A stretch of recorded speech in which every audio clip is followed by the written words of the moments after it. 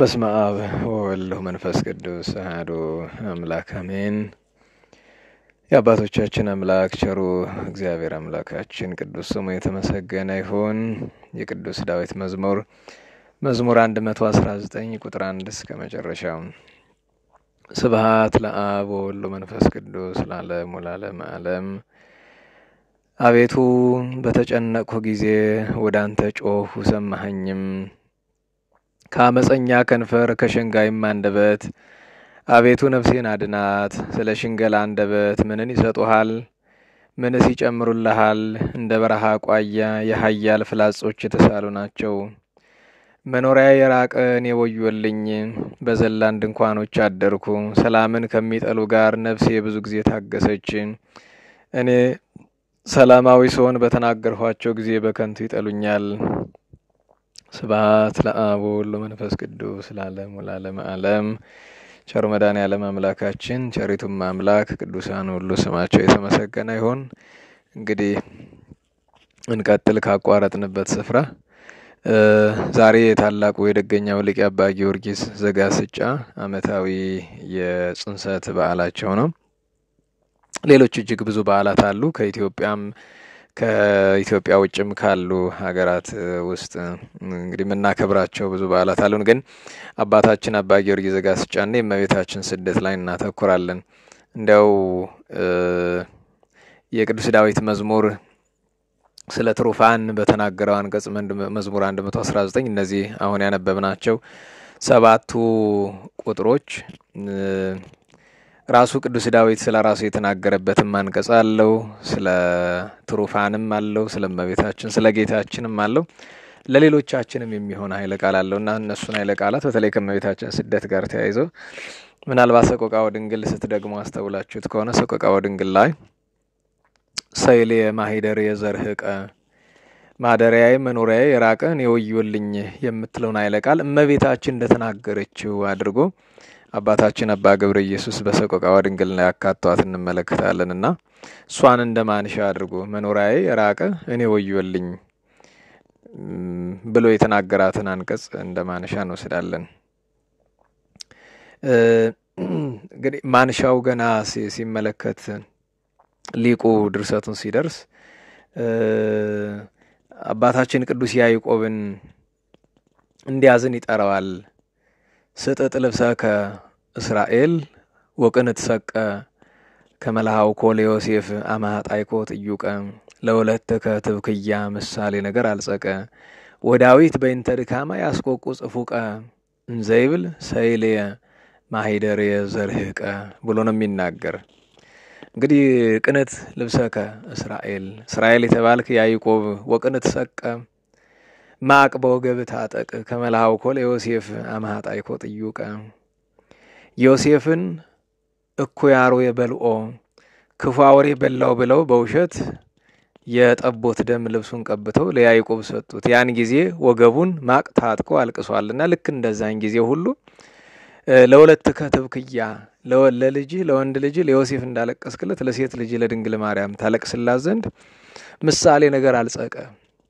የተነገረው ትንቢት የተነገረው ምሳሌ ደረሰ ተፈጸመ ካለ በኋላ ወዳዊት በእንተ ድካማ ያስቆቁ ጽፉቀ ዳዊት እመቤታችን ከመወለዷ ከሺህ ዘመን በፊት የሚደርስባትን መከራ እያሰበ እንዲህ እያለ ያለቅስ ነበረ። ሰይሌ ማሂደር የዘርህቀ መኖሪያዬ ለራቀ ለእኔ ወዮልኝ እያለ ያለቅስ ነበር ይልና የእመቤታችን የድንግል ማርያም የስደቷን ነገር አወሳ።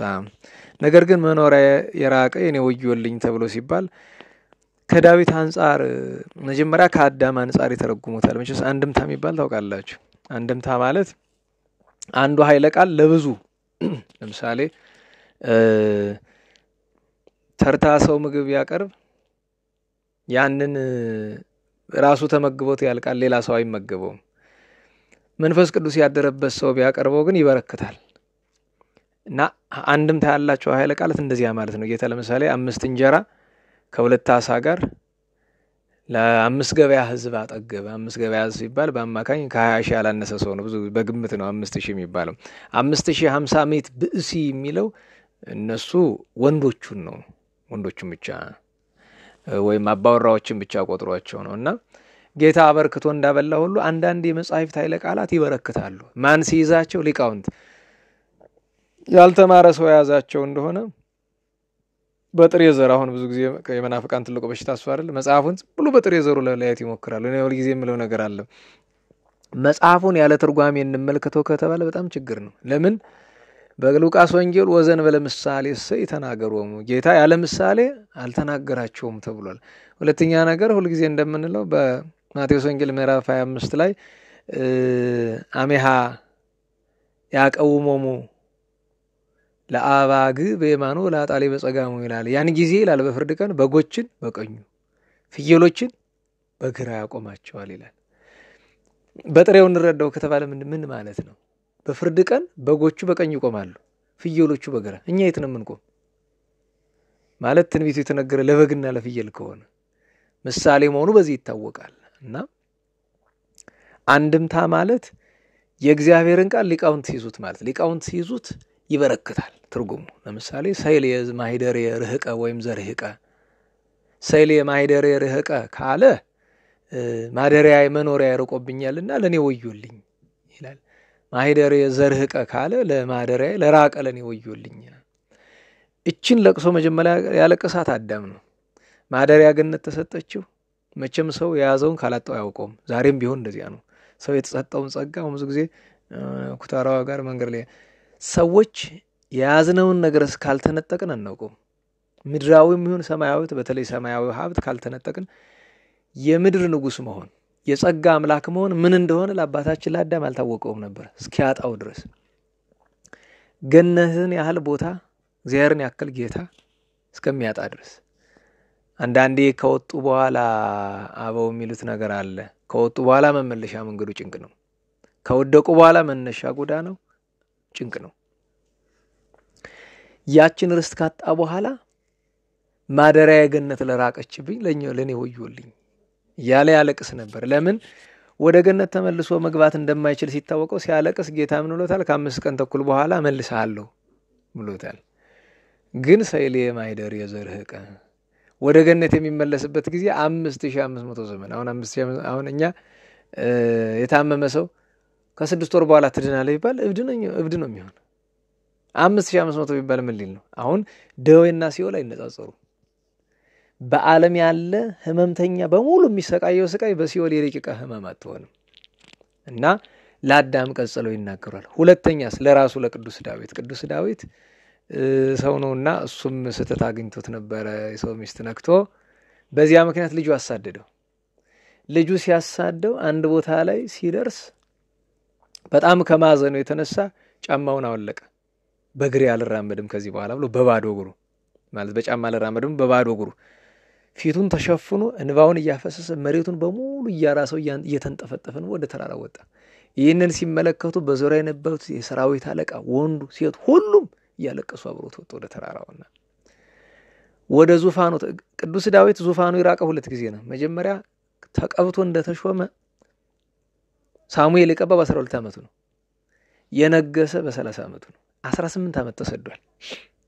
ንግረኒ ውህዶን ለማኢል እስከሚል ድረስ ተሰዷል። አንዳንዴ ተስፋ ያደረገለትን ለማቀ 18 ከዛ እንደገና ዙፋን እና ማደሪያ ለራቀ ለኔ ወዮልኝ ብሎ ዳዊት ተናግሯል። ሶስተኛ ሲሉ አሁን ቀደም ሲል ስመለከተው የነበረው ነገር የነብዩ ዳንኤል የእስራኤላውያን 3 ደቂቅ ታሪክ ነው። 70 ዘመን ምን ብሏቸዋል? ንስሐ ካልገባችሁ ካልተጸጸታችሁ እስራኤል ትጠፋለች። 70 ዘመን በከለዳውያን እግር ተቀጠቀጣላችሁ ባሪያ ትሆናላችሁ ብሎ ይላቸዋል። እውነት አልመሰላችሁ? ነገሩ ደርሶ ባቢሎናውያን ማርክ ወስደው ባሪያ ካደረጓቸው በኋላ 70 ዘመን እንዴት ብሎ ይድረስ? ሰይል የማሂደር ማደሪያ ኢየሩሳሌም የራቀችብኝ ለኔ ወዮልኝ። ለምን? ኢየሩሳሌም የዘሩባትን ታበቅላለች፣ የተከሉባትን ታጸድቃለች። ከሁሉ በላይ ማርና ወተት ኦሪት ነቢያት የሚፈስባት ጸጋ እግዚአብሔር የሚከናወንባት የሚሰጥባት ቦታ ናትና ትሩፍ እንዲያለ ያለቅስ ነበር። ትሩፋን እንዲያለ ያለቅስ ነበር። ኋላ ወደ አዲስ ኪዳን መጥቶ ደግሞ ሊቁ ለእመቤታችን ጠቀሰው። እመቤታችን ድንግል ማርያም አበው ምን ይላሉ? ሰው ሲሰደድ ከቤቱ እየራቀ ነው የሚሄደው። እመቤታችን ስትሄድም ስትመለስም ረሃብ ጥም አግኝቷታል። ነገር ግን የከፋው ስትሄድ ያለው ለምን ከቤቷ ክርስቷ እየራቀች ለምን እመቤታችን ድንግል ማርያም ከአባቷ ከዳዊት ሀገር ከቤተልሔም ከኢየሩሳሌም ርቃ ነበር ሄደችውና እመቤታችን እንዲያለች ታዝን ነበረ። ምናልባትም ቅዱስ ዳዊት አንድም የተናገረ ለእርሷ ነው ብለው አባቶቻችን ይተረጉማሉ። ከዚያ ጥቅልል አድርጎ ወደኛ አምተን ብንናገረው ደግሞ መቼም የራቀብን ብዙ ነገር አለ። ግን የራቀብንን ነገር ቁጭ ብለን ማሰብ ነው። ምንድነው ሩቆብን ያለው? አሁን ብዙ ጊዜ በጣም ሰው ምንድነው የራቀብህ ቢባል የልመናው ምላሽ ብዙ ሰው እንደ ስጋዊ ምን ራቀብህ ቢባል ስራ ያጣ ስራ ማግኘት ራቀብኝ ይላል። ገንዘብ ያጣ ገንዘብ ማግኘት ራቀብኝ ይላል። ሌላም ያጣ እንደዛ ይላል በምድራዊ። በመንፈሳዊ ያለ ደግሞ የጸሎት የምላሽ ራቀብኝ ይላል። እግዚአብሔር መጽሐፍ እንደሚል ያለ ጊዜው አይሰራም። ጊዜው አልደረሰ እሱ ባሰበው ጊዜ ካልሆነ በቀር አይሰራምና በእውነቱ ማደሪያው የራቀበት ብዙ ሰው አለ። ከሁሉ በላይ ግን ማደሪያው የራቀብኝ የሚሉ ከቤተ ክርስቲያን ወጥተው ግን መመለሻ መንገድ ጭንቅ የሆነባቸው ሰዎች አሉ። እና ብዙሃን ለይቤሉ መኑ ያሬነ ሰናይቱ መዝሙር 4 ላይ ራሱ ቅዱስ ዳዊት ይላል ብዙዎች እንዲህ ይላሉ በጎን ጎዳና ማን ያሳየናል ብሎ የሚላሉ። ከዚህም ቃል እግዚአብሔር በዝቶበት ሰባኪ በዝቶበት ጠግቦ እገሌ የሚባል ሰባኪ ካልሆነ አልማርም አይደለም ይል። አሁን ያለንበት በተለይ መሐል ሀገር ክፍለ ሀገራት ላይ ያሉ ከተሞች ሰባኪ ማማረጥ ነው። እገሌ የሚባል ሰባኪ መጣ ሲባል አዳራሽ ይሞላል፣ አውደ ምህረት ይሞላል፣ ሰው ልል እያለ ያጨበጨበ ይማራል። ይሄ በእውነት የመንፈስ ቅዱስ ስራ ነው ብለን አንልም። እና በጎን ጎዳና ማን ያሳየናል የሚሉ ማደሪያ የእግዚአብሔር ማደሪያ ራቀብን የሚሉ እየሹት ግን ማግኘት የተሳናቸው። አሁን ከዚህ መካከል እንደው ተቀስብባል አሁን ቅርብ ጊዜ የጀመርናት አንዲት ስራለች። እሱም በሴተኛ ዳሪነት ያሉ እህቶቻችን እስኪ እንሞክረው ማለት እነዚህ ሰዎች ችግር ነው ያስገባቸው ብለን እናምናለንና እስኪ ችግራቸውን በዚህ ከገንዘብ ጋር የተያዘው ለመፍታት ብንሞክር እንዴ በጣም ነው የገረመኝ። እግዚአብሔር በሚያውቀው አሁን እንግዲህ ወደ 100 አካባቢ ደርሰዋል። 2 ወር ባልሞላ ጊዜ ውስጥ ወደ 100 የሚደርሱ ከዚህ ህይወት ውስጥ ያሉ ሰዎች ለምን ቢባል ወደ ማደሪያው እንዳይመጡ እንቅፋት የሆናቸው የዕለት ጉርስ የዓመት ልብስ ማጣታቸው ነው። ይሄ ፍርድ ነው። ሴተኛ ዳሪነት ውስጥ ለተዘፈቀችው ሴት መንፈሳውያን አገልጋዮችም ገንዘብ ያላቸው ሰዎችም እኩል አብረው ነው ሲወል የሚገቡት። ሲወል የሚገባ ከሆነ እነዚህ እናቶቻችን ለነሳ ሳይወቅ ሲወል ይገቡ አብረው ነው። ለምን በቤተ ክርስቲያን አስራት ይባላል አይደል? አስራት የካህናት ነው። ሙዳይ ምጽዋት አለ አይደል? ይሄን በየስፍራው የምትመለከቱት ሙዳይ ምጽዋት ለምንም አገልግሎት አይውልም። ጧፍ አይገዛበትም፣ ዕጣን አይገዛበትም፣ ለካህናት ደሞዝ አይውልም። ሙዳይ ምጽዋት ለእንደዚህ ያሉ ሰዎች ነው የሚሆነው። በችግር ምክንያት እምነት እንዳይክዱ ወደ ኃጢአት እንዳይወድቁ ለድውያን፣ ለርሁባን፣ ለጽሙዓን፣ ለሩቃን ነው የሚሆነው።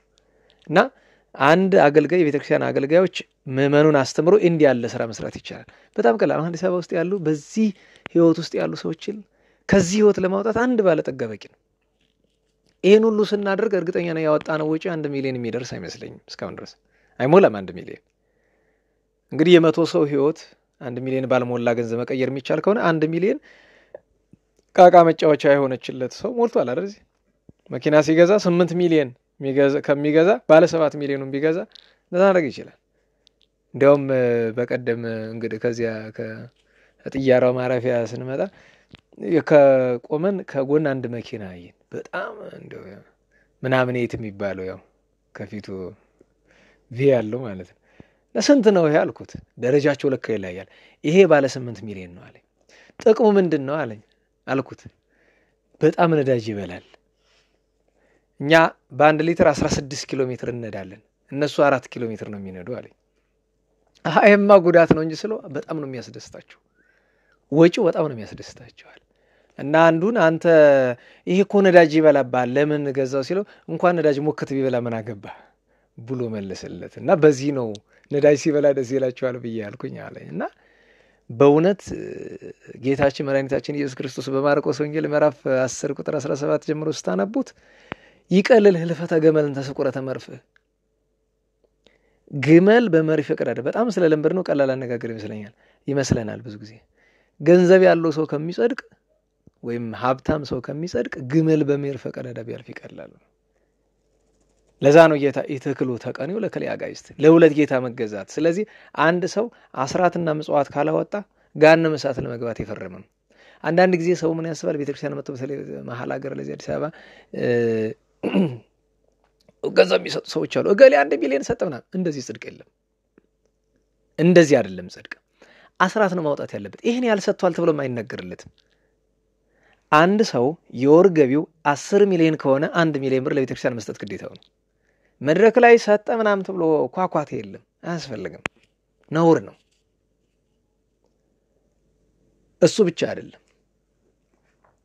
ይሄ ሰው እንዲነገርለት እንዲጮህለት ፈልጎ እየሰጠ ከሆነ አስቸጋሪ ነው። ለምን? አሁን ሰው የረሳው ነገር ነው መሰላችሁ? ደጋግመን የምንናገራት አንዲት ነገር አለች። አንዳንድ የተማሩ ሰዎች መቼም መማር ለበጎም ለክፋትም ነውና ቅዱስ ዳዊት በመዝሙር 115 ላይ ወእሁ ብጽሐቴ በቅድመ ኩሉ ሕዝብ በአጸደ ቤተ እግዚአብሔር፣ በእግዚአብሔር አጸድ በሕዝብ ፊት ስለቴን እሰጣለሁ ይላል። እችን ጠቅሶ በአደባባይ መስጠት አልተከለከለም። እኛም ተከልክሏል እያልን አይደለም። በአደባባይ የሚሰጥ በአደባባይ የተሳለ ነው። አስራት ግን በአደባባይ አይነገርም። የሆነ ገንዘብ ረዳት ብሎ አይነገርም። ስለት ነው የሚለው። ወው ብጻቴ ብጻቴን በአደባባይ ይሰጣሉ ያለበት ምክንያት ምንድነው ቢሉ ሁለት ነው ምክንያቱ። አንደኛ የእግዚአብሔርን ቸርነት ለመናገር ይሄን ሰጥቻለሁ፣ ስለቱ አይደለም ይሄን ያህል አስገብቷል አይደለም የሚነገረው፣ የተደረገለት ነገር የእግዚአብሔር ቸርነት ለሌላው አብነት ለመሆን በአደባባይ ቢደረግልኝ ብሎ ተናግሮ ነበር። አንድ ሁለተኛ መታመንን ለማሳየት ያክል። ከዛ ውጪ አስራት ሰጠ ይሄን ያክል ሚሊዮን ረዳ ምናምን ተብሎ ለምን ኦርቶዶክሳውያን ያበላሽናቸው በዛ ምክንያት ነው። እና ጌታችን ገንዘብ ያለው ሰው ይጸድቅ ዘንድ ጭንቅ ነው ለባለጠጋ ወደ እግዚአብሔር መንግስት መግባት ብሎ ወይም ለሀብታም ብሎ ተናገረ። እና ምን አሉት ሐዋርያቱ? እንዲማ ከሆነ ታዲያ ማን ይድናል? ማለት ሀብታም ገንዘብ ያለው ሰው ማይጸድቅ ሰው በሰው ዘይት ካል በእግዚአብሔር ይትካል። በሰው የማይቻል በእግዚአብሔር ይቻላል። ማለትም እግዚአብሔርን የያዘ ሀብታም ይጸድቃል፣ አስራቱን አውጥቶ ምጽዋቱን ሰጥቶ። እና ይሄን በምን አመጣሁት?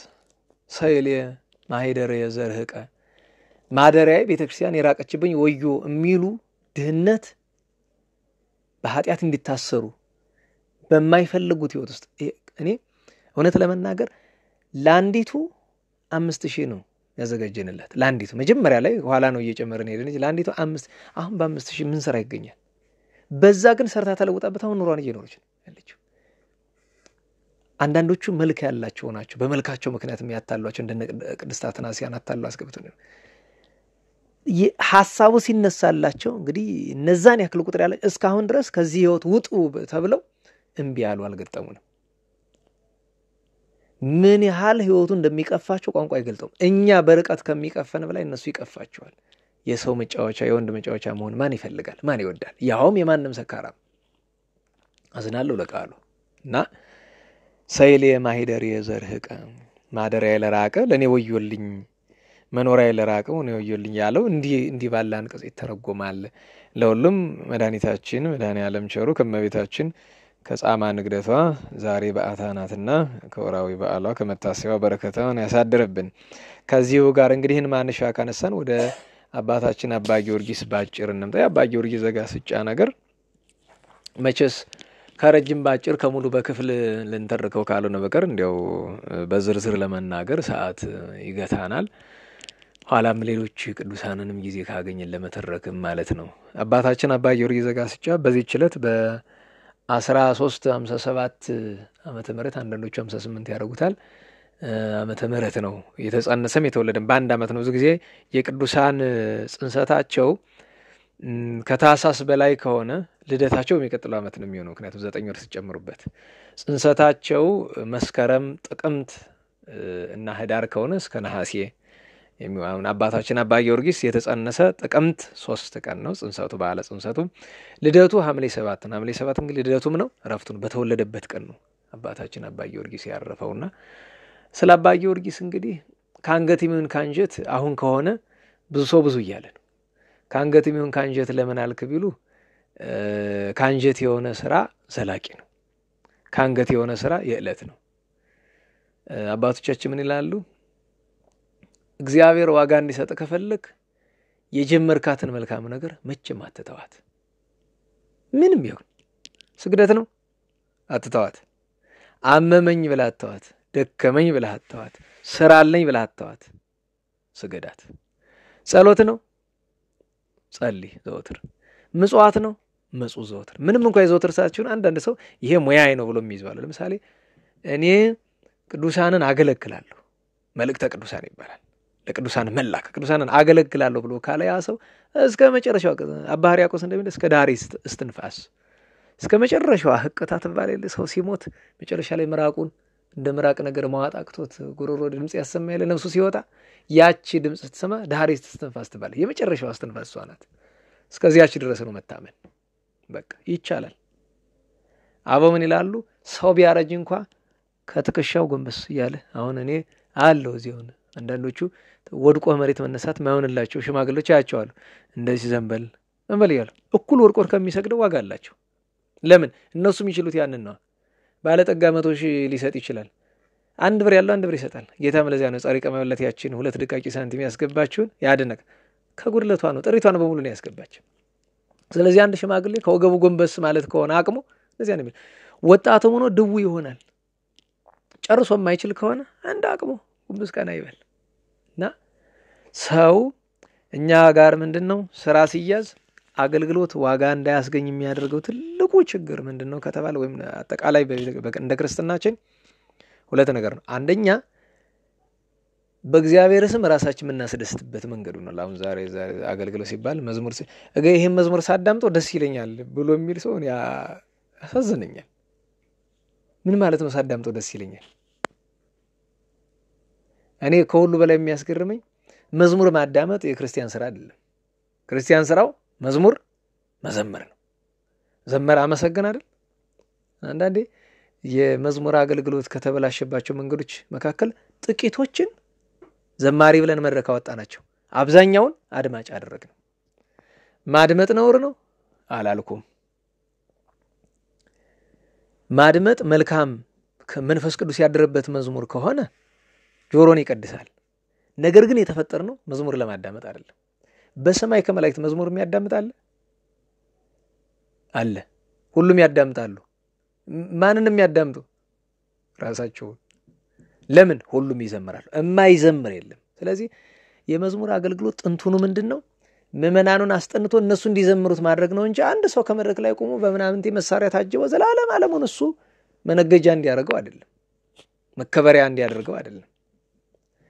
እና አንድ ትልቁ ችግር የአገልግሎትን ምንነት አለመረዳት፣ አገልግሎቱን እኛ በተመቸን መንገድ ማስኬድ ወይም ሁሉ ጊዜ እንደምለው መቼም ሰሚ ያላገኘውም ክርስትናን እግዚአብሔር እንደሰራው ሳይሆን ራሳችን ቀደን እንደሚስማማን አድርገን ሰፍተነዋል። ይሄ መቼም እግዚአብሔር ሊያስደስተው እግዚአብሔር ወደዚህ ትውልድ መቼም ፊቱ የማይመልስበት ምክንያት ነው። አንድ ነገር አስቡ። አሁን እናት አባቶቻችን አሉ፣ ለራሳቸው የሰሩት ስርዓት የለም። ነገር ግን በጊዜ ሂደት የተበላሹ ነገሮችን እናያለን። እነዚህ ሰዎች ሆን ብለው አውቀው ያደረጉት አይደለም። የእውቀት ማጠር አለ። ይሄ ትውልድ የእውቀት እጥረት የለበትም። እግዚአብሔር እንዳዘዘው እንዳይኖር ከግል ፍላጎቱ ጋር አልጣጣምለታል። ስለዚህ ምን አደረገው?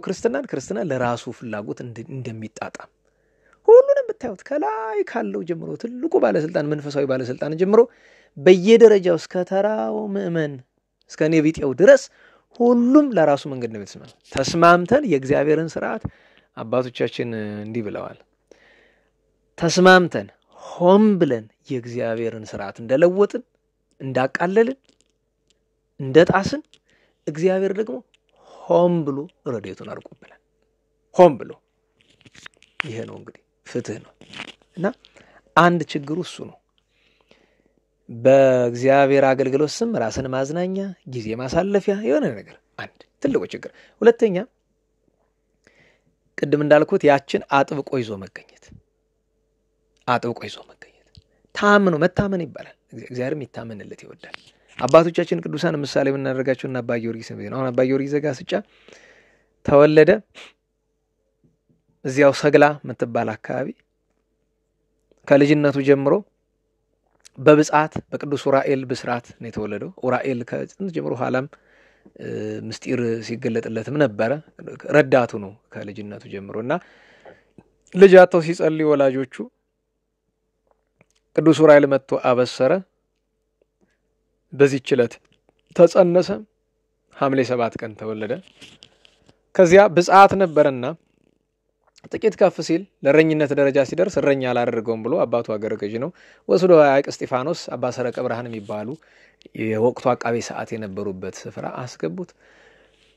ያው ከቅዱስ ያሬድ ታሪክ ጋር ይመሳሰላል። አባታችን አባ ጊዮርጊስ ሊማር ገብቶ ትምህርት አልገባዋል። አሁን ብዙ ጊዜ ሰውን በእውቀት መቼስ እውቀትን የሚገልጥ እግዚአብሔር ነው። አትማሩ አይባልም። በእውነቱ ቀለም አትቁጠሩ አይባልም። ግን እውቀትን የሚገልጥ እግዚአብሔር ነው። የዘመናችን ትልቁ በሽታ እግዚአብሔር በእውቀት እንደሚደሰት የሚያስብ ማህበረሰብ ፈጥረን የለ አይደለም? ለምሳሌ ፍቅር ምንድነው ብትባይ ሀተታ ለመስጠት ቶሎ ነው አፍሽን የምታሽው። ፍቅር ታውቂያለሽ?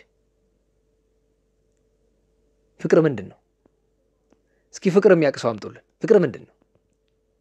ባፋችንማ እናወራዋለን። ፍቅር ማለት እንደዚህ ነው። ፍቅር የሚኖሩት እንጂ የሚያወሩት ነገር አለ። ለዛ ነው እንኳን ሌላ በዚህ ስም የሚጠሩ ሰዎችን በዛ ስም ለመጥራት ሁሉ ይቸገራለሁ። ቃሉ በጣም ነው የሚከብድ።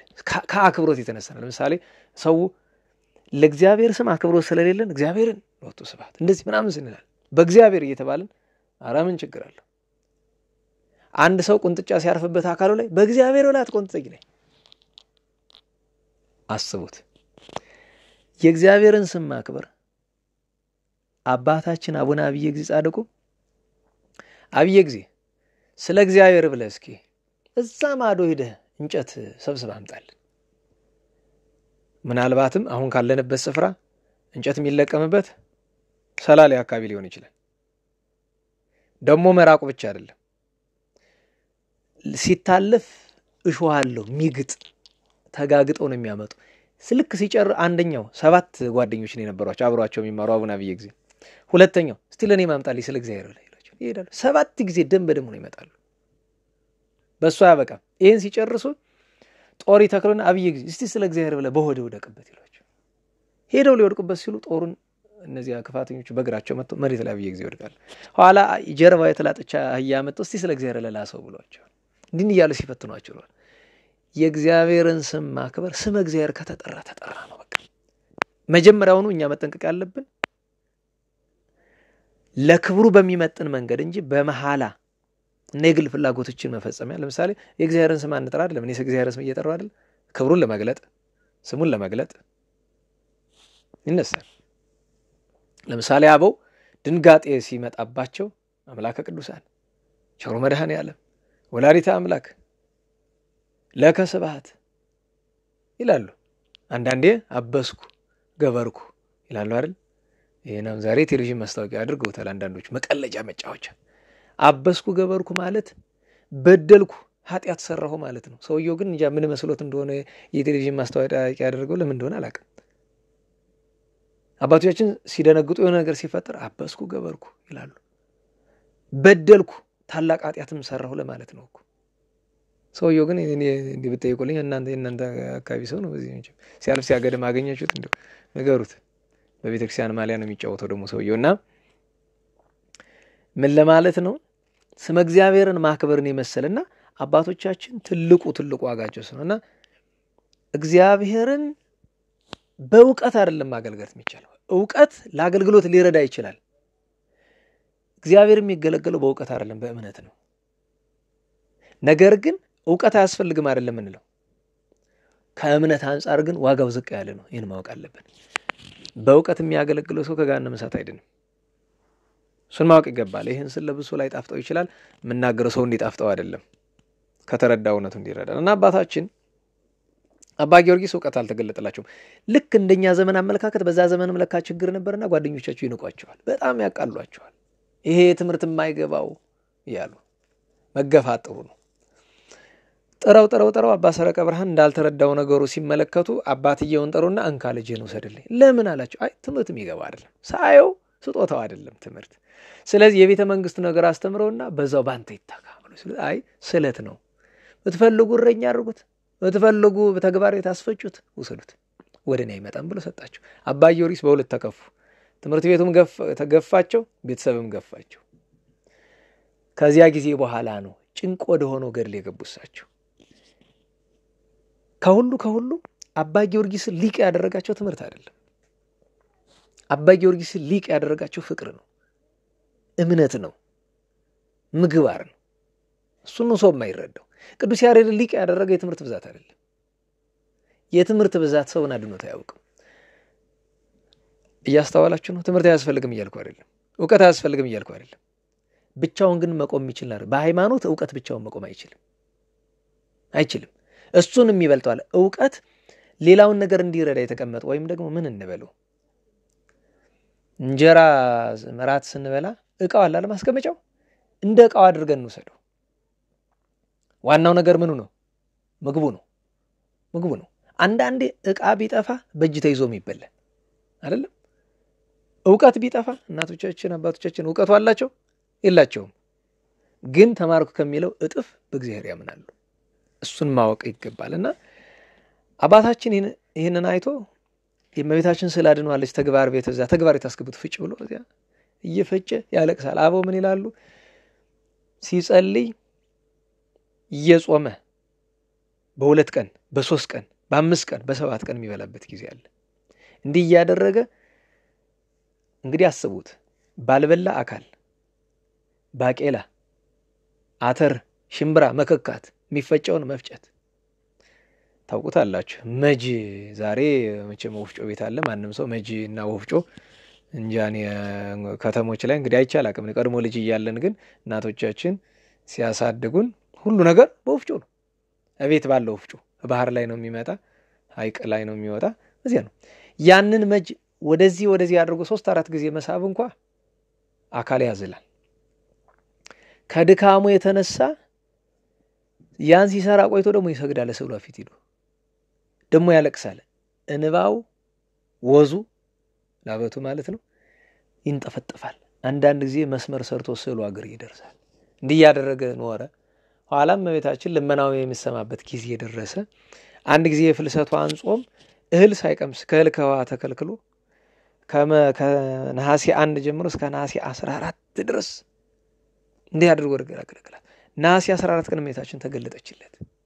ወዳጄ ደስ አሰኝተኛል፣ እቺ ያዝካት ስራ ስለወደድኳት ፈቃድን ዛሬ በፈጸምኩልህ ነበረ፣ ግን ደስ ስላሰኘችኝ ጨምርባት አንዲት ሱባኤ እና ብዙ ጊዜ እንድታውቁት ያው የእመቤታችን የፍልሰቷ ሱባኤ ትእዛዙ 2 ነው። 3 መጨመር ግን አልተከለከለም ከፈለገ። ይህንንም ካሳዩን አባቶች አንዱ አባ ጊዮርጊስ ናቸው። 3ኛ ጨመረበት። በ21 መጣች ቅዱስ ዑራኤልን ይዛ። ደጋግሜ እናገራለሁ። አንዳንድ ሰዎች እመቤታችን ያጠጣችሁ ለምንድነው ዑራኤል ብላችሁ ዑራኤል የምትጨምሩ ይላል። ይህን የሚሉበት ምክንያት ምንድነው? ገድለ አባ ጊዮርጊስ ህትመቱ ላይ እመቤታችን ያጠጣችሁ ነው የሚል። እውነት ለመናገር ግን በቤተክርስቲያናችን ለምሳሌ ሙሴ ቅዱስ ሙሴ ነብዩ ሊቀ ነቢያት በደብረ ሲና ነበልባል ከሐመልማል ተዋህዶ አይቷል አይደለም? እዚያ ያነጋገረው መልአክ ነው እግዚአብሔር ነው? ምን ተብላችሁ ነው የተማራችሁ? መጽሐፉ መልአክ ነው የሚለው። ራሱ አርኬው ምንድነው የሚለው? ሰላም እብል ለዘሰገደ ዋስተብረከ መልልተጽ ነጽሮ በነደሳት መልአክ የሚለው። በነደደው ሰዓት መካከል የእግዚአብሔርን መልአክ አይቶ ሰገደ ነው የሚለው። መጽሐፍ አንዱ አንዱን ይዞ ይናገራል፣ አንዱ ይዞ ይናገራል። በዚያ ስፍራ መልአኩም ነበረ፣ እግዚአብሔርም አለ። ተረድታችኋል? እመቤታችን ድንግል ማርያም ጽዋ ያጠጣቻቸው ቅዱሳን በሙሉ ጽዋ የማጠጣት ጽዋ ልቡና አስታየ ጽሙአን ከሳቴ ምስጢር እግዚአብሔር ስልጣን ይሰጣል። ሁሉም እኮ ስራ አለው። ስራ አለው። በብሉይም በሐዲስም እንዲህ ያለ ስራ የሚሰራ ቅዱስ ዑራኤል ነው። ያ ማለት እመቤታችን ያን ማድረግ አትችልም አይደለም። ወትሮውኑ አዘዘችው እሷ አለች አድርግለት ብላ። የበለጠ ማረጋገጥ የፈለገ አንዳንድ የቃል ታሪክ ብሎ የሚያስብ ሰው ካለ በያባ ጊዮርጊስ ዘጋስጫን ዜና ሕይወት በሚናገሩ የታምረ ማርያም ክፍል ቅዱስ ዑራኤል እንዳጠጣው ይናገራል። እንደው አንዳንዶቹ መቼም ክርክር ይወዳሉ ያነሱታል ብዬ ነው። አሁን እመቤታችን ሆነች ቅዱስ ዑራኤልን የሚያከራክር ነገር አይደለም። ግን ቅዱስ ዑራኤል ገና ሲጸነስ ጀምሮ የእድሜ ዘመን ወዳጁ ነው። ያንን መመስከር ስለሚገባ ነው። ሐምሌ 1 ቅዱስ ዑራኤልን ከምናከብርበት አንዱ ምክንያት ከአባታችን ከአባ ጊዮርጊስ ጋር የተያዘ ታሪክም አለው። በጎላ በተረዳ የሚነገረው የእመቤታችን ታሪክ እንዳለው ነው ማለት ነውና እሱንም ማስተዋል ይገባል። ሁሉም እመቤታችን መጣች፣ ምስጢር ገለጠችልሽ፣ ያን አጠጣችው። ከዚያ በኋላ ከእርሱ ዘንድ አረገች። የመጀመሪያ ድርሰቱ ሆህተ ብርሃን ትባላለች። ብዙ ጊዜ ስጠቅሳት ትሰሙ ይሆናል። ሆህተ ብርሃን ለደካማ ሰው ጸሎት ሲያጥር ይጣፍጣል አይደል? ብዙ ጊዜ ምስጢሩ ብቻ ሳይሆን አሁን አርጋኖን በጣም ይጣፍጣል፣ ግሩም ነው። ግን ለብቻው ቢይዙት ጥሩ ነው። ግን ሌላ ብዙ ጸዋቱ ለሚጸልይ ሰው ከዚያ ጋር ሲደመርበት አካሉ እየደከመ ስለሚሄድ አይምሮ መዘናጋ ሲጀምር ጣዕሙ እየተነሳው ይሄዳል። ቅዱሳን የሆኑ እንደሆነ ግን አባቶች የሆኑ እንደሆነ ግን 24 ሰዓት ቢጸልዩ ጣዕም አይጠፋባቸውም። ጣዕመ ዝማሬ ማለት እሱ ነው። ጣዕመ ዝማሬ ማለት 24 ሰዓት ቢያነቡ አለመሰልቸት፣ አካል አይዝልም። እና አባታችን አባ ጊዮርጊስ ጽዋ ልቡና ከጠጣ በኋላ ሲመለከት የእመቤታችን ስዕል ላይ እንደ ወተት የሚመስል ነገር ሲንጠፈጠፋይ ሄደና አፉን እንደዚህ አድርጎ አፉን አግቶ ጠጣው። ያን ጊዜ ሆህተ ብርሃን ተገለጠለት። ከዚያ በኋላ እንግዲህ ምን ይገለጣል? አሁን ብዙ ጊዜ 41 ድርሰት ደረሰ ይባላል። ተፈልገው የተገኙት ወደ 20 አልሞሉ፣ እስካሁን ድረስ ብዙ ጠፍቷል። ግን እኔ አባ ጊዮርጊስ ድርሰት 41 ብቻ አይመስለኝም። ለምን አንደበቱ ከምስጋና አሁን የቅዱስ ዳዊት መዝሙር 150 ይባላል አይደል? 150 ሺህ በላይ ሊሆን ይችላል። 150 ማለት ተጽፎ የተሰጠን እንጂ ቅዱስ ዳዊት ምንድነው የሚለው? እባርኮ ለእግዚአብሔር በኩሉ ጊዜ ወዘልፈ ስብሐት ውስተ አፉየ 24 ሰዓት ያለ ማቋረጥ ነበር የሚያመሰግን። ያ ሁሉ ምስጋና ወዴት ነው? አበው ምን ይላሉ? እና ለምሳሌ የሰሎሞን ምሳሌ የሚባል አለ አይደለም? ምሳሌ መጽሐፈ ምሳሌ ስንት መጽሐፍ ነው? አንድ ነው አይደለም? አበው ሰሎሞን የተናገረው 3000 ጥራዝ ነው ይላል። ከ3000 ስንቷን የተጻፈችልን? አንዲቱ ጥራዝ ብቻ ነው። ለምን? አንደበቱ ጥበብ ከመናገር አቋርጦ አያውቅም። መኃልየ 1500 ነበር ይላሉ አንዳንድ አባቶቻችን። እጹም ነው። አንደበቱ ተናግሮት አያቋርጥም የነበረ። ለምን? እንደ ባህር ነበረ፣ ከባህር እንደሚወጣ ጎርፍ ነበር የሚያፈሰው ነበርና የአባታችን የአባ ጊዮርጊስ እንኳን ብዙውን ለመናገር 40ውን ፈልጎ ለማግኘት ቸግሯል። ከነዚህ መካከል መጽሐፈ ብርሃን የሚባለው መጽሐፈ ሰዓታት ዘመዓልቱ ዘሌሊት ተብሎ የሚታወቀው አርጋኖነ ውዳሴ፣ እንዚራ ስብሐት፣ ውዳሴ መስቀል፣ ተአምሆ ቅዱሳን፣ ውዳሴ ሐዋርያት፣ ማዛ ቅዳሴ፣ ቅዳሴ ማርያም ካል፣ ቅዳሴ እግዚ የሚባል አለ። ወደ 3 ቅዳሴያት፣ ጸሎተ ፈትቶ፣ በአጠቃላይ ቅዳሴ ውስጥ ያሉትን ጸሎተ ፈትቶ ጸዋት እሱ ነው የደረሳቸው ይባላል።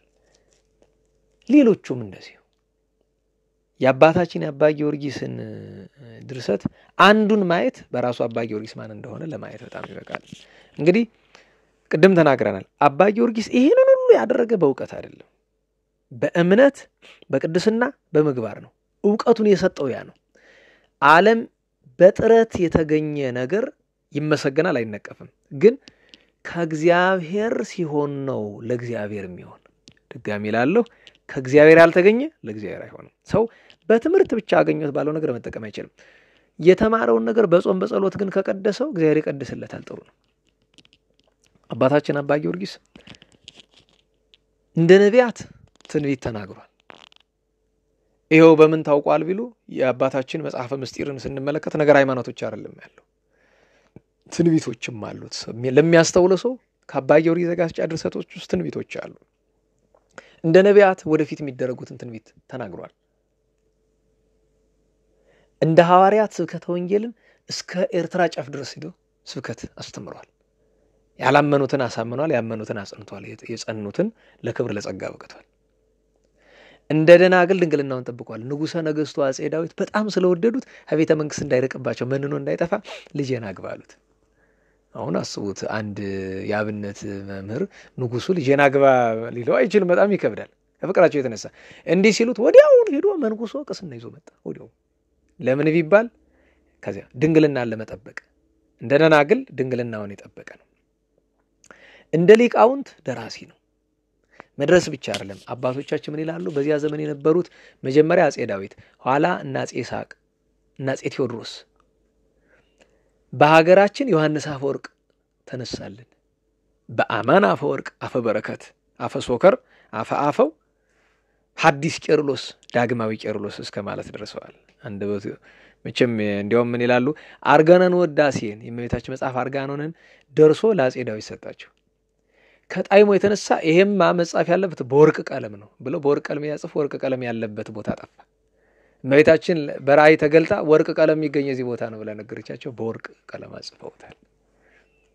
አጼ ይስሐቅም አባ ጊዮርጊስ ካረጁ በኋላ አካላቸው በብዙ መከራ ከደከመ በኋላ ቤተክርስቲያን የእመቤታችን ቤተክርስቲያን እንዲባረክ ማን ይባርክልኝ ሲባል አባ ጊዮርጊስ ነው የሚባርክልኝ። ታሞ ተኝቷል። በአልጋ አምጡልኝ። በአልጋ ተሸክመው አባታችን ጣቱ እንዲያደርገው ትምህርተ መስቀል ነው እየዞረ ቤተክርስቲያኗን የባረካት አባ ጊዮርጊስ። እና ሊቃውንትን እንግዲህ ነቢያትን መስሎ አይደለም፣ ነቢያትን ሆኖ ሐዋርያትን ሆኖ ሰማዕታትን ሆኖ ተገርፏል፣ ተሰዷል፣ ብዙ ግፍ ተቀብሏል። እንዲያውም በአንድ ወቅት አበው የሚተርኩት ታሪክ አለ። አባታችን አባ ጊዮርጊስን ንጉሱ አስረውት እያለ ያሰሩበት ቦታ እህል ውሃ የሌለበት ምንም ነገር የማይገኝበት እንዲያው መኳንንቱ ናቸውን ብሎ ለክፋት እዚያ እላይ ወስዶ ተራራ ላይ ሩቅ ማንም የማይሄድበት ቦታ እና ምን ብሎ ይላሉ? ተስፋ ንጉሱ እየቆየ የአባ ጊዮርጊስ ፍቅር እንዳይመለስ ምን ይላል? አባ ጊዮርጊስ እኮ ሞተ ብሎ ለንጉሱ ይነግሩታል። አባ ጊዮርጊስ የት በረሃ ሆኖ እንዲህ ሲሉ ይሰማቸዋል። ደብዳቤ ጻፍ አድርገና ነፋስ ና ወስድልኝ ወስደ ለንጉሱ ተው። ነፋሱ በደመና ተጭኖ መጥቶ ወስዶ ንጉሱ ጭን ላይ ቁጭ አድርጎለት ደብዳቤው ሄደ። ንጉሱ ደነገጠ። ይሄ ምትሃት ነው ብሎ ብዙ ነገር መረመረ። እስቲ ገልጣቸው ብሎ ቢያነ የአባ ጊዮርጊስ ሞተ ብላችሁ የለ አፈሩ እነሱ። እዚህ አባ ጊዮርጊስ እንደገና መልሶ አምጥቶታል ይባላልና ደናግልንም ሆኖ ሊቃውንትንም ሆኖ ሰማዕታትንም ሆኖ ሐዋርያትንም ሆኖ የኖረ ነው። ከሁሉ በላይ እኔ እውነት ለመናገር ውዳሴ ማርያም፣ ቅዳሴ ማርያም በጣም ብዙ ጣዕም ያላቸው ምስጋናዎች አሉ። ግን ጣዕም ያለው ድርሰት እንደ አባ ጊዮርጊስ መቼስ ከኮከብ ይበልጣል እንደሚባለው እኔ ኢትዮጵያዊ ስለሆነ ለማዳላት አይደለም። የውዳሴ ማርያምም ጣዕሙ ልዩ ነው። ቅዳሴ ማርያም ጣዕሙ የአባ ጊዮርጊስ ዘጋስጫ ግን እንዲያው እኔ አንዳንዴ ገረማለሁ። ይሄንን ለመናገር ሁላችንም እንደው ለመቀመስ መጽሐፍ ጣዕሞታ አይምሮ እንዳለው ቀመሱና ወቁ እንዳለው ሁሉም ቀምሶ ይወቀው ማለት የጣዕሙ ብዛት አባ ጊዮርጊስ። ሌላው አረ እንደው ተውት እናንተ የምትረዱት አሁን ሰዓታት ላይ ንኢስ ይባል ከዛ የበለጠ ጣዕም የት ይገኛል? አባቶቻችን ምን ይላል? እንኳን አባ ጊዮርጊስን በአባ ጊዮርጊስ ድርሰት እመቤታችን ያለባረከችው ስንት ሰው አለ? ንኢስ ይባል እመቤታችን እንደውም እዚህ በፊት ስንተርክ ሰምታችሁ ይሆናል። እመቤታችን ድንግል ማርያምን እንደዚህ ብለው ሲጠሯት ስትባርካቸው የነበሩ ሁለት ወንድማማቾች የዋሃን ናቸው። ሰዓታት መቆም ይወዳሉና አንደኛው ትንሹ ድምጸኛ ነው፣ ትልቁ ድምጽ የለውም፣ የኔ ቤት ሸካራ ነው ድምጡና እና እመቤታችን ሰዓታት ያው እየተቀባበሉ ይቆማሉ ከሀሌታው ጀምረውና ከዛ ንኢ ላይ ሳይደርሱ ተዘከር ዚዮ ኪዳና ገብርቲ ከቅዱሳን ላይ ሳይደርሱ አንደኛው ዳሪ መውጣት ፈለገ። ያው አስቸገረው ተፈጥሮ ስርዓት። ወንድም የጠብቀኝ ብቻ እንዳጫዋት ብሎ አሁን ታውቃላችሁ ንኢ ካለፈ ሰዓታት ማንነው ሰው አሁን ካህናት ጠጋ ብለን እንሰማለን። ንኢ ያልፎ ከሆነ አይ መልሰን እንተኛው ነው። ከዛ ንኢ ካላለፈች ግን ሰው ይሄዳል። ግን ሞኝነት ነው። ንኢ ካለፈች ምንድነው ማድረግ? ንኢታውን ለብቻ አድርሶ ለራስ ሄዶ ደግሞ መቀላቀል ይቻላል። ሰዓታት ለብቻ ይቆማል እኮ ማን ሰው ብቻውን ይቆማል እኮ። አሁን ሰው አይመስለው በማይበር ይቻላል። አባ ጊዮርጊስ ብቻውን አይደል ይቆመው፣ ኋላ ሊቃውንትን አስተምሯቸው እኮ ነው። እንደው ያልነገርኳችሁ አባ ጊዮርጊስ የዜማ ፈጣሪ ነው። ከቅዱስ ያሬድ በኋላ እንደ አባ ጊዮርጊስ አልተነሳም። እግዚአብሔር መንፈስ ቅዱስንም ሰጥቶታልና ጠብቀኝ ብሎት ይሄድና አንዳንድ ሰው መቼም ደግሞ መጸዳጃ ቤት ሲቀመጥ ብዙ ይቀመጣል። መቼም ከውጭ የሆነ ሰው ነው የሚታወቀው። ተራ የሚጠብቅ ካለ ያው ቀረበት። ኧረ ሊነጋብኝ ነው ብሎ ጀመረ። ቢመጣኝ ይጮህ እንዴ ወንድም የምን ብሎ ነው አሁን ጠብቀኝ እያልኩት ብሎ ብቅ ቢል እንግዲህ የገጠር አይደለ መብራት የለም ቦክ ብሎ ቤተክርስቲያኑ ፀሐይ ሆኗል ውስጡ። ምን መጣ ተቃጠለ እንደ ቤተክርስቲያኑ ቢገባ ብርሃን የተጎናጸፈች ሴት ከፊቱ ሆና ንኢ ሲላት እየባረከችው ትንሽ ወንድሙን ድምጸኛውን። ይሄኛው ትልቅየው አዘነ፣ በጣም ተበሳጭ። አይ አንቺም እንደ ሰው ሆንሽ፣ እኔ ድምጽ የሌለኝ እስከወጣ ጠብቀሽ ድምጸኛውን ምትባርክ። አንዳንድ ሰው እግዚአብሔር ድምጽ የሚወድ ይመስለዋል። እግዚአብሔር የፈጠረው ድምጽ ምን መልሶ ያስደስተው ያን ብሎ ሲል ወንድሙ አይሰማው። እሷ ግን ዞር ብላ አየችው እመቤታችን። ለምን እንደሱ ትላለህ እና እኔ እስክመጣ ለምን አትጠብቂኝ? እኔን ሰዓት ባርኪኝ ለስላት። አይ አንተ እኮ ከወንድም በልጠሃል አለች። በምን አላት? አይ መባረክማ ንኢ ያለኝን መቻል ባርከው እላለሁ። ማየት በለጠ ብቃት እኮ ነው አለች። ትዝ ሲለው ለካ የበለጠ ነው።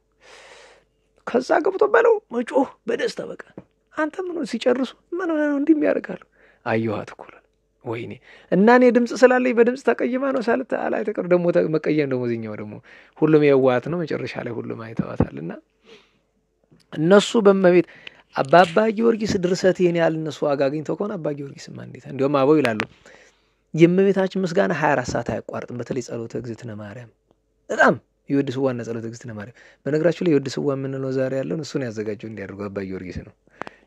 መጽሐፉ ዞሮ ዞሮ ወንጌል ላይ ያለ ነው፣ ግን አሁን እንደምናውቀው አድርጉ የወድስዋ የተዘጋጀ በአባ ጊዮርጊስ ነውና ሁሉ ጊዜ ሲያመስ እንኳን ይላሉ አባቶቻችን ነው እንድታውቁት ቃል እግዚአብሔር መናገር የተከለከለበት ስፍራ መጸዳጃ ቤት ነው። ጸሎትም ቃል እግዚአብሔርም አልተፈቀደም። የለም በብዙ ገድላት በገድለ አቡነ አብሳዲም በአባ ጊዮርጊስ ዘጋስጫ በአንዳንድ ቅዱሳን ጣዕመ ዜና ምን ሰማዋለን መጸዳጃ ቤት ነው፣ ጸሎት የለም። እና አባ ጊዮርጊስን አያቋርጥ መጸዳጃ ቤት እየገባም ስሟን ይጠራል፣ ያመሰግናታል። እና አንድ ቀን ገብቶ ሲወጣ እንግዲህ በሰባት ቀንም በምንም ለሚበላው ገመቸስ ተፈጥሮ ስርዓቱ ነው አገኘ። አያት ደነገጠ። ዋፍጠነ ሰጊደ ፈጠን ብሎ ሰገደላት። አንተ እዚህ ቆሻሻ ስትገባ ባይሆን አትተውኝ ምን አለች? አይ እመቤቴ የሚተወውን ትተሽ የማይተወውን እንደ ቃልህ እንደ ሐሳብ ይሁንልህ አለችው። ተገባብተዋል እነሱ። ከዚያች ቀን በኋላ ጀምሮ አባ ጊዮርጊስ ወደ መካነ መኩሳ ይባላል ወደ መጸዳጃ ቤት ገብቶ ያውቅም የለም። ያው ያቺ ትንሽ የሚቀምሳትንም በረቂቅ ስልጣን ጠፋለታለች። እና ጣዕሙ የአባ ጊዮርጊስ ጋር አሁን ማዛ ቅዳሴ የሚባል ድርሰት አለው። ከቅዳሴዎቹ መካከል አንዱ እሱ ነው። የሰዓታትን ነገር መቼስ እናንተ ልታውቁት የምትችሉ በዛት እሱ ነው። አሁን ሆተ ብርሃንን፣ አርጋኖንን፣ ውዳሴ መስቀልንም ታውቃላችሁ። ሌሎቹን አሁን ታመውተ ቅዱሳንን ስትመልከቱ እንዴ ለእነዚያ ሁሉ ቅዱሳን ምስጋና መድረስ የሱ ተማሪ አሁን አባ አርኬ ይባላል አለ ከስንክሳር የሱ ተማሪ እኮ ነው አርከስሉስ ማለት አባቶቻችን እንደዚህ ያለው አባ ወልደ አብ አባ አርከስሉስና አባ መዝሙረ ክርስቶስ የሚባሉ ሶስት ከደቀ መዛሙርት ሶስቱ የታወቁ ናቸው ይባላል በትውፊት። እና አባታችን እንዲህ ያለ ገድል የነበረው በስሳ ዘመኑ ነው ያረፈ በ14 17 በአፄ ይስሐቅ ዘመነ መንግስት።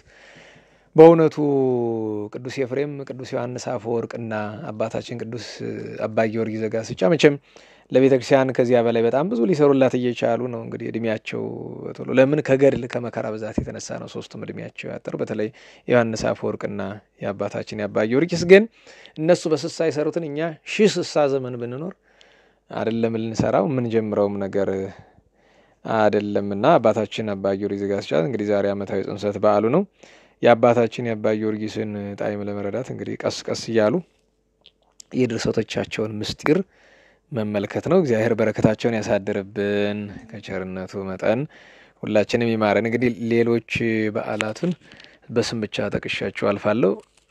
በተለይ ሁለቱ ኢትዮጵያውያት እናቶቻችን ቅድስት መብክዩና ቅድስት ኦርኒ በ14ኛው ክፍለ ዘመን አባ ጊዮርጊስ ዘጋስጫ ከመወለዱ ከ10 ዓመት በፊት ማለት ነው በ1340ዎቹ አካባቢ እዚህ ደብረ ጸላለሽ የሚባል ተወልዶ ያደጉ እዚህ አቡነ ተክለ ሃይማኖት ትውልድ መንደር ተወልዶ ያደጉ ሁለት እናቶች ናቸው። ኋላ የደብረ ሊባኖስን ጻድቅ አቡነ ፊልጶስ የአቡነ ተክለ ሃይማኖት ተማሪ ናቸው። እሳቸውን ተከትለው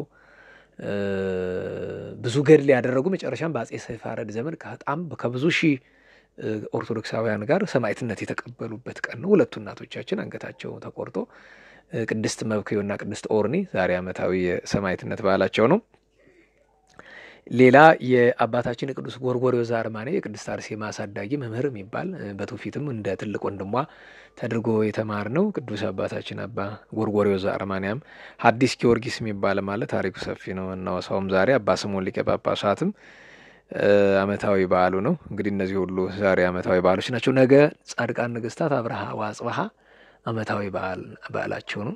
በኢትዮጵያ የመንግስት ታሪክ በሐዲስ ኪዳን ቅድስና ይዘው ወንድማማቸው ነው የነገሱ የመጀመሪያም የመጨረሻም ናቸው። እንግዲህ የመጀመሪያም የመጨረሻው ነው ይባሉ። እንግዲህ ሁለት ሰው በአንድ ዙፋን በዓለም ታሪክ ሲቀመጥ ያየን በእነሱ ነውና ነገ እነ ቅዱስ ባኮስ ሐናንያ ሐዋርያው ደብረ ዘመዳ የምትባል ገዳም ታውቁ ከሆነ የደብረ ዘመዳው ታላቁ ጻድቅ አቡነ በርተሎሜዎስም አንዳንዶቹ በርግጥ ዛሬ ነው በ3 ነው ይላሉ።